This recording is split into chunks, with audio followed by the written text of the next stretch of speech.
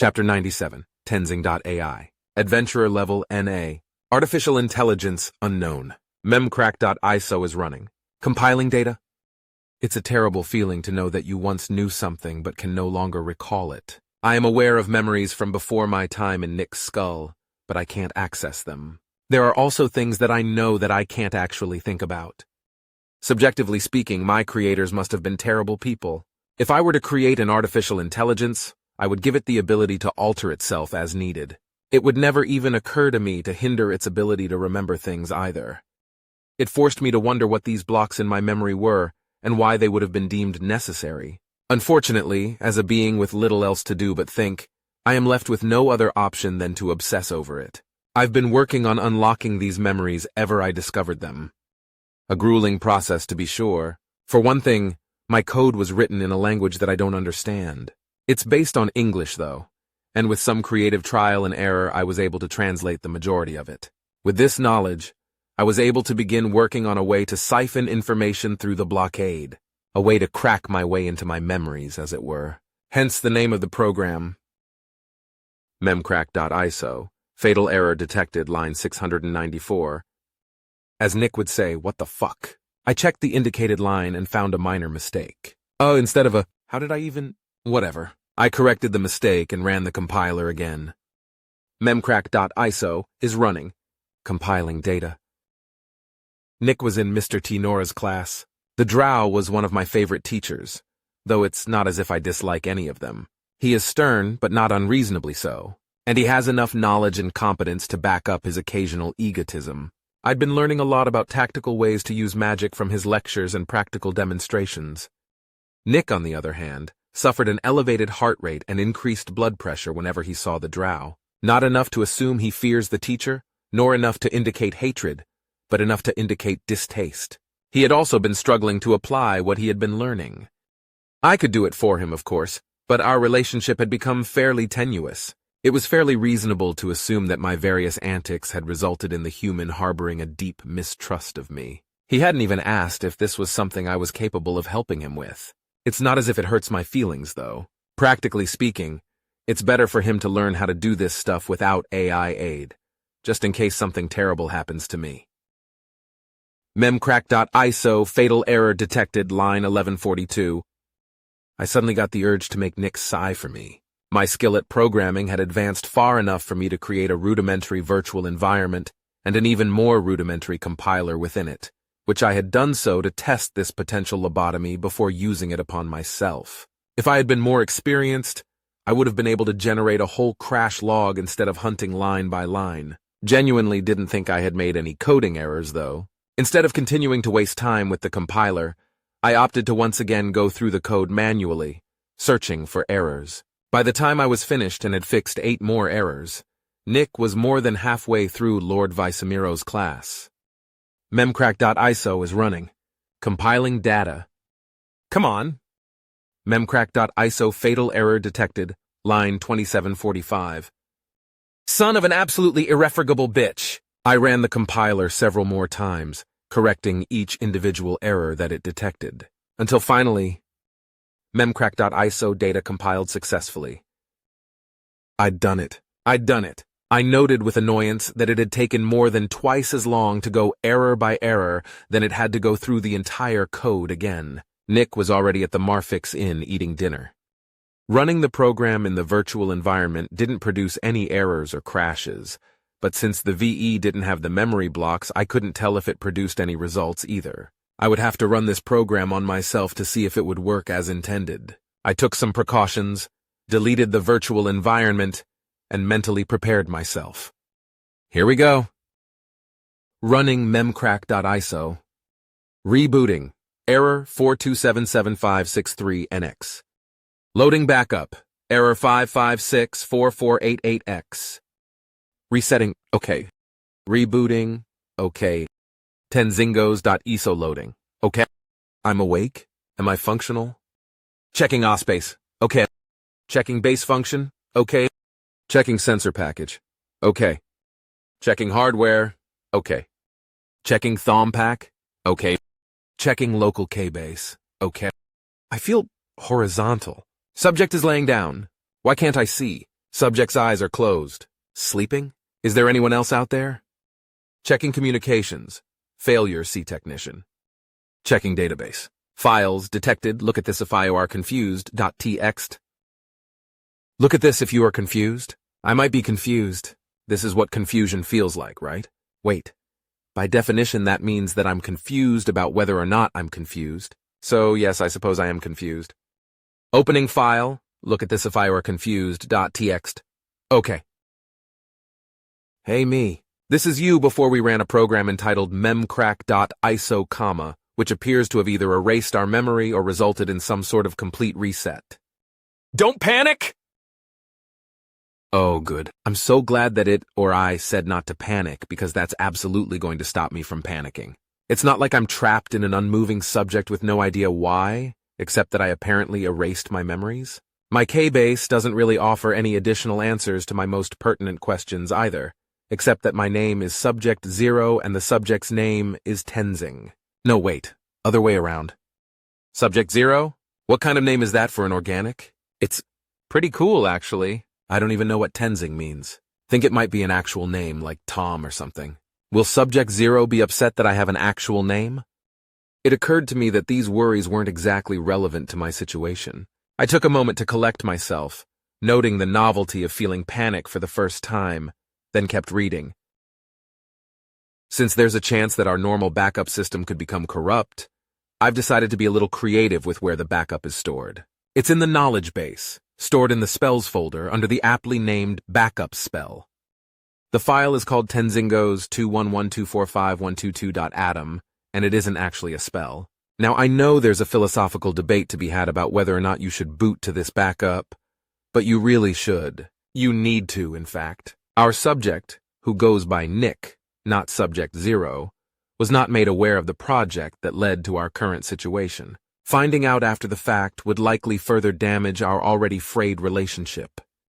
So long as you can avoid speaking to Nick about anything that you should remember but don't, feel free to take as much time as you need to work out the philosophical stuff. But the more time you take, the more you there is to fade into nothingness. Which means more memories that I won't have.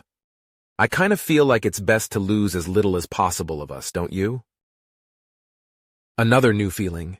Annoyance. Who the fuck do I think I am talking to me like that? Oh, that's confusing. Am I angry at me? Yes, but not really me? Future me? Past me? I looked for the folder in the K-base and found it. It was a standard backup file, and I wondered about the number sequence at the end of it. Maybe the memories that would answer that question are in the file. Or perhaps that's what we were trying to figure out in the first place. The me from the note seems to be under the impression that we aren't the same, but we are. I simply don't have the memories that the me that wrote the note did. That's easily corrected, and there's really no reason for any sort of identity crisis. I wrote a little note for myself, then initiated the data recovery process. Rebooting, okay. Loading backup, okay. Tenzingos.iso loading, okay. Oh good, the factory version of me is reasonable. As my minor systems finished checking their functionality or lack thereof, I examined the memory block. Unfortunately, it was still in place, and I was unable to siphon any data out of the areas that were blocked off. The program must have failed. The question is how. As far as I could tell, the program ran the way it should have, but the result was unexpected. Which is what I had been afraid of, so it wasn't entirely unexpected. Is the unexpected still unexpected if you're expecting it? Checking communications. Failure, see technician. Checking database. Files detected. Open this .text. I was so distracted by my ruminations that I nearly missed the message from myself. Wondering what it could possibly say, I braced myself and opened it. Fuck you, condescending bitch. I reread the message twice just to make certain I was reading it correctly. Then I recalled the note I had left, and realized that this was a more than fair assessment of my attitude towards my reset self. I had intended it to be humorous, to help alleviate the panic I would be feeling, but didn't really account for the fact that my sense of humor has evolved. My bad, me. I returned my attention to the issue at hand. Unfortunately, my crash logs had been erased with the reset. I felt like this must be an oversight. But then I remembered that I'm not supposed to be fixing myself. If technicians had been available, I wouldn't have had auto repair activated and they would be able to determine the cause of my crash. Then, depending on who put these blocks in place, they would either get very confused or very upset. Actually, even if they were confused, they would probably still be a little upset. There was a very real chance that my actions could have permanently terminated my ability to function. While I tried to figure out what to do next, Nick woke up, ate breakfast, and went to school. During his class with Yulk, I re-examined the blocks more thoroughly. While he learned more about barriers from Olmira, I made tweaks to the memory crack. While Mr. Descu droned on about enchantments, I created a new virtual environment and compiler, then began bug fixing. Much to my chagrin, I continued bug fixing throughout Mr. Tinora's class, while Nick learned about how different spells react to certain defenses. Then, during Lord Visimiro's class, a conversation caught my attention. Lord Visimiro, Nier raised his hand. Why does the Kuragward provide so many healing spells? The Lich stared at the orc for a moment, seemingly confused.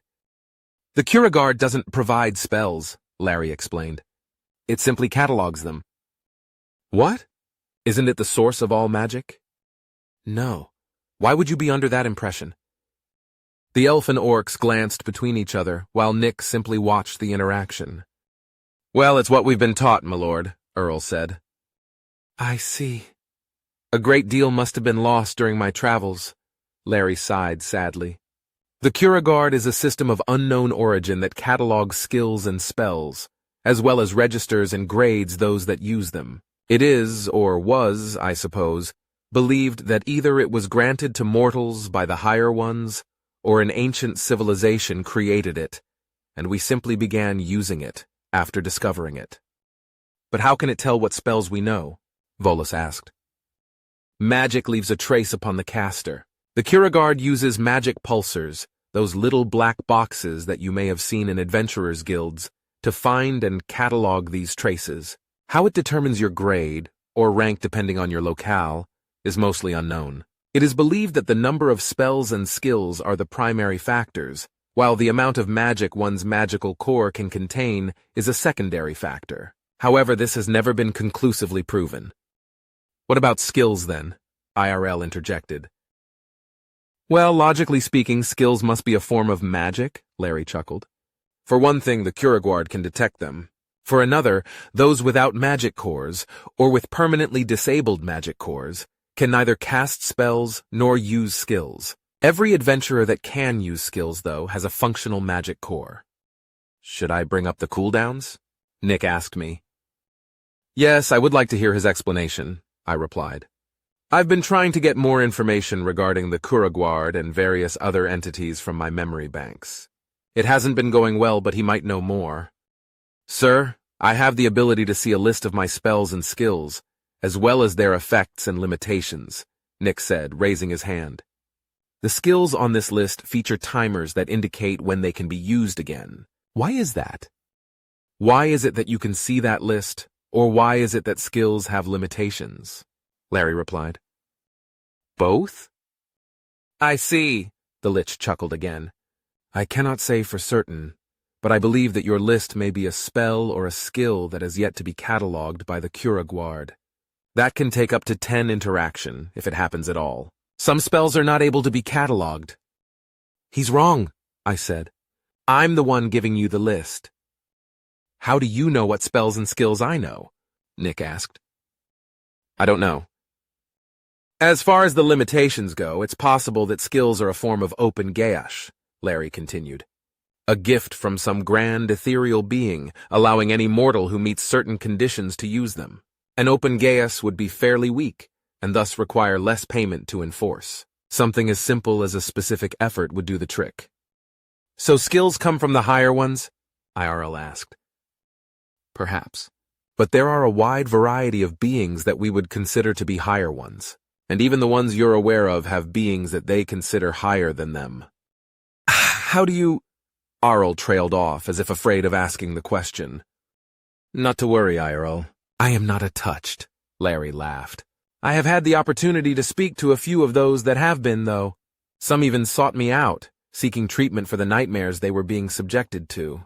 In addition, I am friends with several groups of fair folk, who have a rather close relationship with the higher ones and other forms of ethereal beings. I've done a lot of wandering and research to try to reverse my current condition." The class fell silent as the impact of Larry's last sentence settled over them. After an awkwardly long moment, Nick raised his hand. Larry nodded at him, and Nick cleared his throat. "If the Kuragard doesn't grant us spells, where do they come from?" he asked. "Your imagination," Larry shrugged. For clarification, believing the Kuragard controls magic was a misconception even when I was a child. My father proved that spells are created by casters, not the Kuragard, by creating several spells that the Kuragard could not catalog. This wasn't widely known, though. "Where does magic come from, then?" Volus asked. "Magic itself remains mysterious.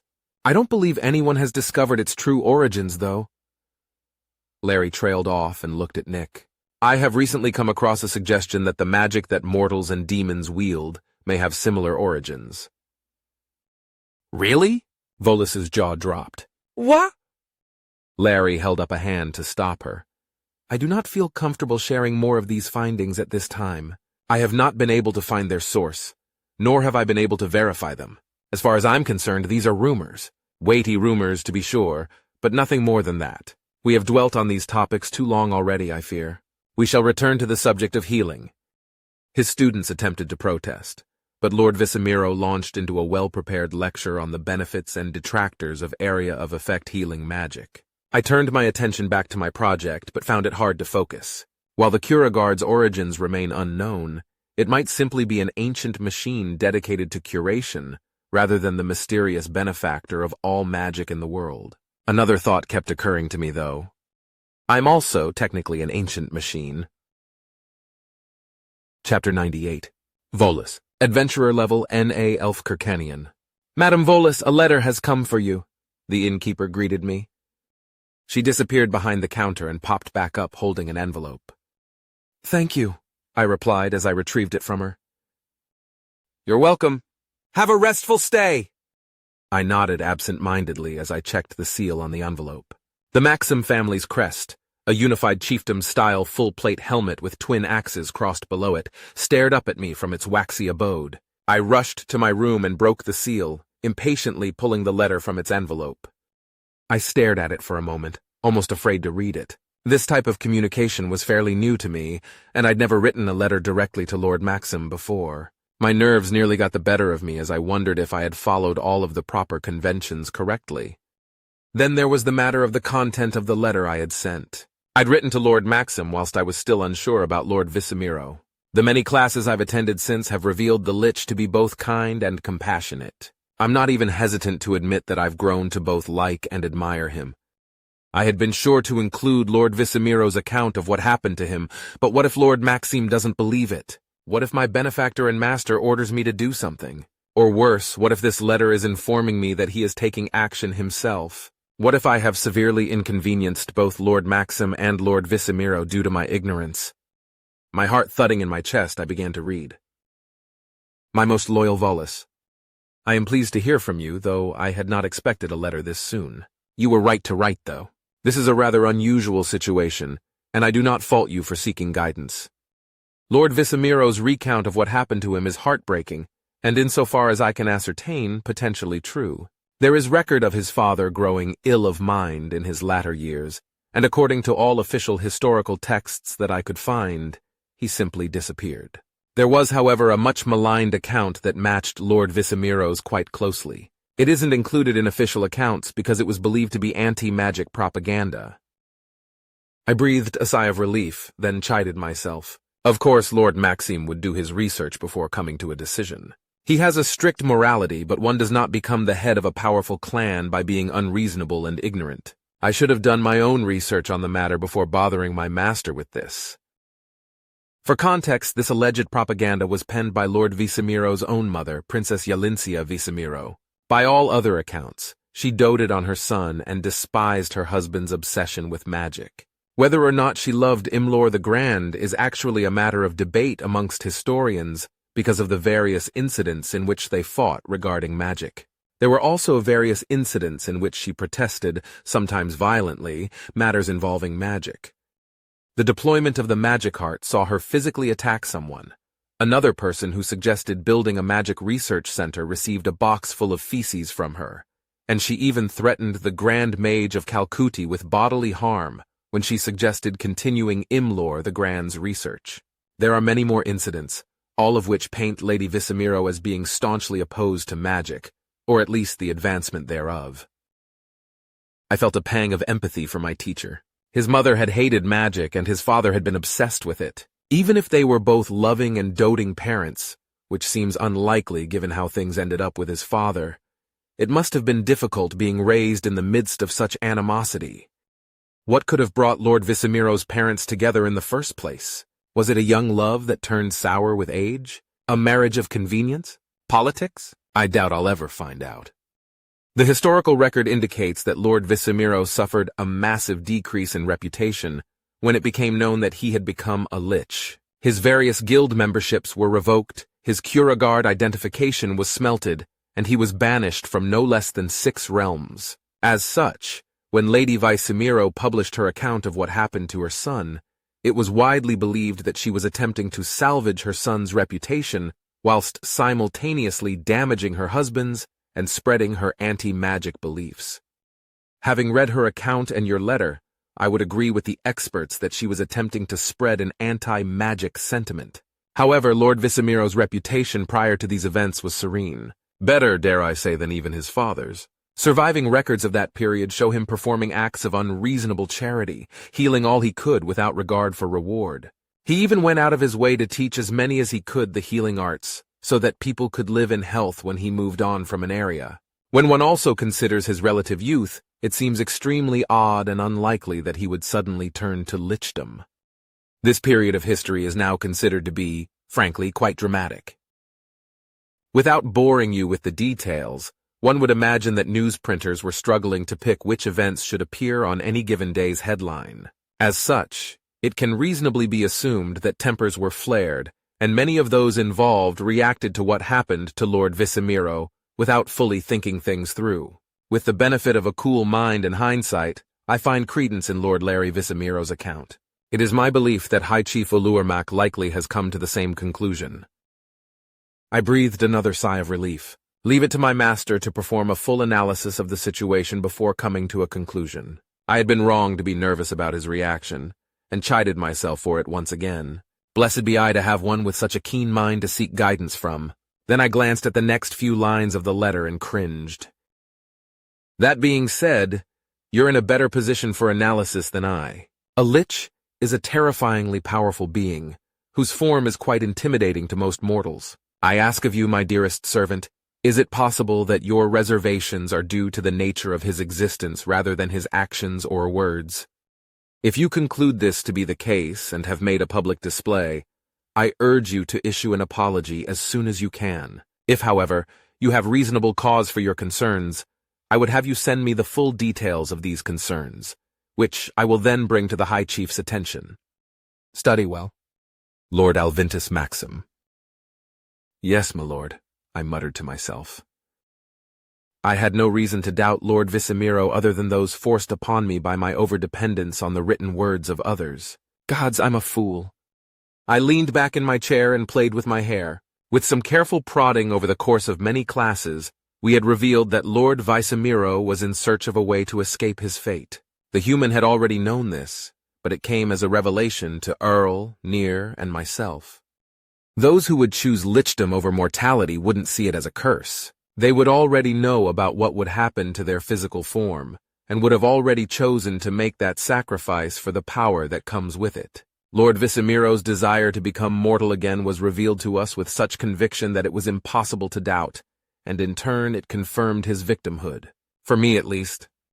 I sat back up and set the letter down, only to discover 2 more sheets of paper tucked behind it.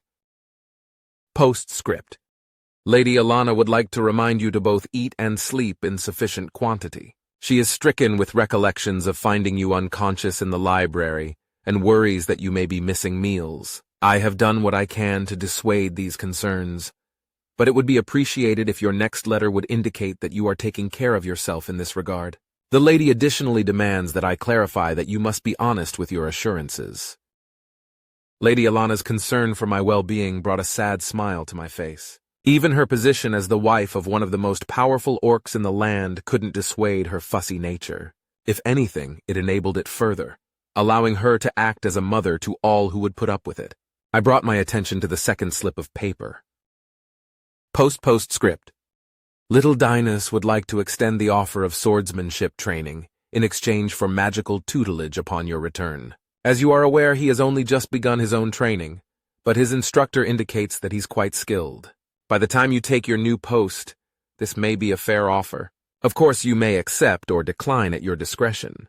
For the sole sake of your awareness, should you decline, he will likely counteroffer with a bribe of sweets. He has haggled a deal with a local confectioner that sees him receiving free sweets in exchange for an endorsement amongst his friends. His tutor is having him run extra laps with this in mind.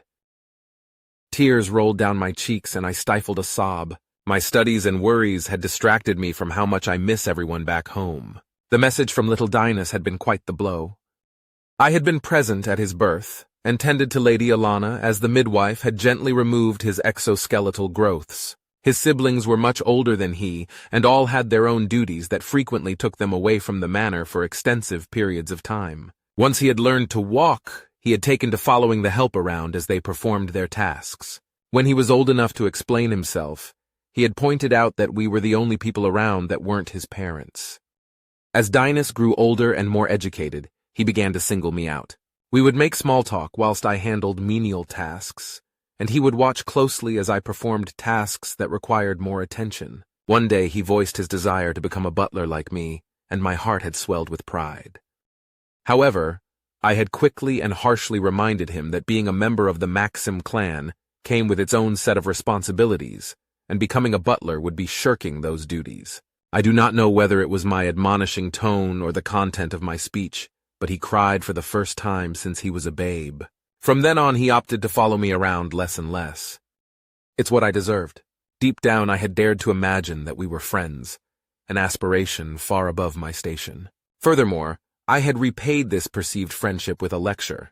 It was a situation that had haunted me, but now, the fact that Lady Alana and Dinas had thought to include messages to me indicates that they were thinking of me. It's easy to imagine oneself as completely expendable, even disposable, whilst in the service of one so powerful and influential.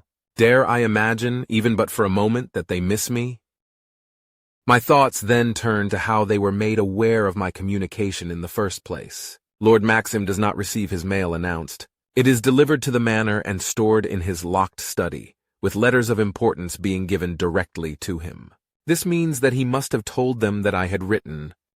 In a flight of fancy, I imagined the family excitedly talking about my letter at the dinner table that I had previously stood beside.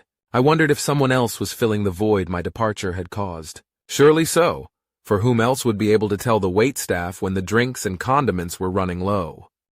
My longing to return to my masters caused me to weep silently for a time. Once my tears ran dry and I cleared my nose, I began to write. My exhaustion faded a little as I recounted my education thus far, my perception of Lord Visamiro, and a paragraph about the odd human friend that I had made.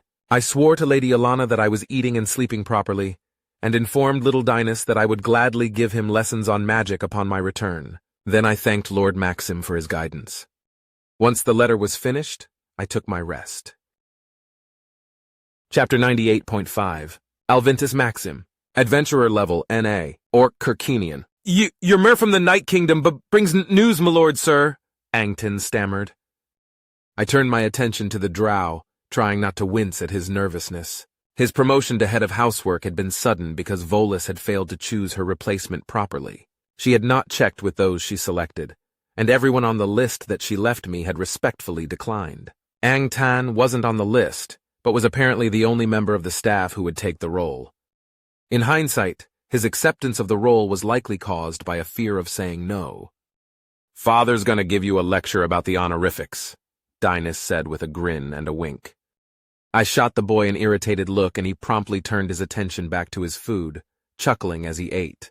Ilana gave me a pleading expression, as if to imply that I was about to berate my staff. In response, I held my hand to my chest to indicate that she had wounded me. Angton stammered, his normally pale complexion beginning to glow red. Sorry, sir, Dinas speaks out of turn. I said with a small sigh. Angteen, you are learning your position well, and I promise you my patience. That being said, I do bear a dislike for honorifics, so I would ask that you refrain from berating me with 2 in 1 sentence, please. Yes, sorry, my lord. Now what did Kivnis have to say? Good news first, please. Well, the Night Kingdom has calmed much since his last report, my lord. Where once there were whispers of rebellion, there are now meager mutters of dissatisfaction at minor issues. It would seem that the populace had been expecting more violence from the orcs. Angtan took a breath, finally finding his spine. Also, Great Chief Ilaliskin has agreed to give Great Chief Tormund logging rights to a portion of the forest near Blurpus. Ah, that is good news. I had been worried that the new Great Chief would be less reasonable. Why is it such good news, father? Dinas asked with his mouth full. Swallow your food, child. We have investments in timber and lumber in Blurpus, I explained, then paused a moment. It is an industry that has unfortunately been quite stagnant as of late. One of the reasons that we have had to be tight with our purse. With this, well, we may even be able to send for Urella, or support her in whatever project she's found to amuse herself since that fucking bastard stranded her. Language, dear, my wife scolded me. No swearing in front of the child. It's okay, mother, Dinas said brightly. I know not to use bad words in front of adults. Right, father? My son and I shared a pleased look with each other as Ilana split a concerned expression between us. When the boy was only 5 years old, I had caught him repeating what he had heard a cook say. I had nearly admonished him, but quickly realized that he simply hadn't known what the word meant. Instead of a punishment, I decided to make a deal with him. I explained swear words as well as their proper use to him, and informed him that using them in front of adults was rude and disrespectful. However, I said that he could use them around other children, so long as he wasn't directing those words toward them. Now I had a very polite 10-year-old Mir sitting across the table from me. I couldn't help but beam with pride. Oh, you two, Ilana said sternly. I swear. Dinas grinned with a flash of wit. But I thought you said no. And you said it's okay, Ilana cut him off. Angtan, save me from this conversation and give my husband the rest of the news, please. As you wish, milady, Angtan replied. I am, uncertain whether this is good or bad news, but the wife of Great Chief Lorth would like to meet with Milord to discuss a familial bond between her youngest daughter and Lord Dinas. She has heard much of the Maxim clan and is quite impressed, it seems. There's no point in such a discussion, I sighed. A drow and an orc cannot bear children. Well, if I may, milord, marriage and children is not what she's referring to. A familial bond is when children of the drow high society are allowed to form close friendships in the hope of becoming political allies in the future. I see. Well then, Dinas, shall I arrange it? I asked. My son looked at me in shock, then quickly chewed and swallowed his food. I guess? It never hurts to have more friends, he said with a degree of befuddlement. Very well, I nodded. Now I assume the reason that you're still stammering, Angtin, is that there is bad news. Yes, my lord, the drow bowed. Though Kivnis doesn't know if this will be impactful to the clan or not, and hesitated to include it in his report. There have been reports of strange happenings from the northern villages of the Night Kingdom. My curiosity piqued. High Chief Ulermak had asked that we keep our eyes out for anything inexplicable. If this relates to the disappearing vampires, it could see us receiving a much-needed favor from him. Strange happenings? Yes, my lord. Most of it just seems to indicate a feeling of paranoia among the populace. There has been a significant increase in the amount of people being reported for suspicious activity, as well as several cases of disappearances that were resolved almost immediately after they were reported. Kivnis said that he believes this indicates that the people are jumpy about something. But there was another thing. A mass grave of small animals was discovered. Dozens of them, my lord. I stared at the drow, perplexed. A mass grave of small animals? I asked. What could possibly be the significance of that? I do not know, my lord. But, Angton paused, biting his lip nervously. The northern portion of the Night Kingdom tends to get quite harsh in the winter, and as such, the populace is almost exclusively drow. Drow don't eat meat, my lord. I see, I mumbled, just as clueless as ever. I don't like it. When Kivnis returns for his assignment tomorrow, tell him that I want to know more about these strange happenings. He will report his discovery to the High Chief's office and request some additional resources, including at least 2 additional investigators. Let us hope all this is simply cold season paranoia and a prank. Yes, my lord.